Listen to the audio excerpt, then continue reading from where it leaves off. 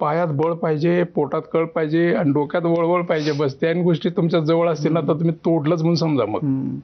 नाही ते तुम्ही ते म्हणजे बाकीच्यांना किती जणांना साध्य झालंय माहिती नाही, तुम्हाला ते खूप चांगलं उत्तमरित्या साध्य झालंय. पण तुम्हाला जेव्हा पद्मश्रीची कळलं की आपल्याला ते मिळते आणि मग आईपाशी जायचं, आता आईचं वय किती आहे? माझ्या आईचं वय आता 98 आहे.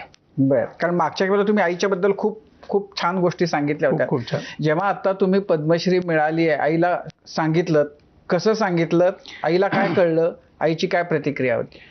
मी गावी गेल्यानंतर आई म्हणली, आबा अचानक आलायस तू 26 तारखेला? म्हणलं नाही, मी अचानकच आलोय म्हणलं आई.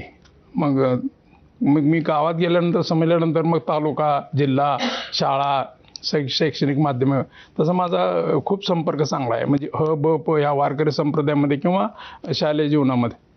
मग प्रत्येकजण शाल आणि ते बुके घेऊन यायला लागले घरामध्ये. मग ते इतकं झालं की रात्री 8 वाजेपर्यंत ते बुके आणि शाली संपले नाहीत. माझ्या आईला फार प्रश्न पडला, कारण माझा लहान भाऊ कॅबिनेट मिनिस्टर होता गेल्या वेळेला, कामगार मंत्री होता. तो आता BJPचा मिरज मतदारसंघातून आमदार आहे. ते म्हणले, आबा हे तुला काय द्यायला लागले तर सगळे? हे भावला देतात सगळं, आबा हे तुला कसं काय द्यायला लागले? तिला म्हटलं थांब जरा तू, तुला मी माझं ABPची न्यूज दाखवतो. ABPची न्यूज दाखवल्यानंतर ना मी टीव्हीवर दिसलो तिला. मग तिला काहीतरी वाटलं, तुला काहीतरी मिळाले वाटतं आता मग असं. मग तिला मी काय मिळालंय मला ते मी तिला सांगण्यासाठी किंवा तिनं ऐकून घेण्यासाठी ती फार पलीकडे आहे, त्याच्या फार पलीकडे आहे. तिला एवढंच माहित आहे की पांडुरंग आपल्या सर्वांचंच भलं करतोय. मग माझा हा पोरगा पण मोठा झाला. आणि जेव्हा गावातली माणसं येऊन सत्कार करायला लागली तेव्हा तिला वाटलं की माझ्या पोराला काहीतरी मोठं मिळालंय आणि काहीतरी मोठं केंद्रातून म्हणण्यापेक्षा काहीतरी दिल्लीतून काहीतरी मिळालंय चांगलं एकदम अगदी. मग मी दिवसभर तिच्याबरोबरच थांबलो.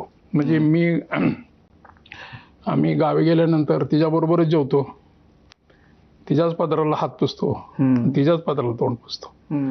मग तिला बरं वाटलं की मग मी दुसऱ्या दिवशी तिथून निघालो. तेव्हा मला म्हणाली, आता हे सगळं चांगलं मिळालं असेल तर बाबा गोरगरिबांचं भलं करायला शिक बरं का तू, एवढंच बोलली ती. नाही, मागच्या वेळेला तुम्ही आईचा तो एक किस्सा सांगितला होता, अर्थात तो परत रिपीट करायची म्हणजे केला तरी चालेल, लोकांना ते ऐकायला आवडेल पुन्हा नवीन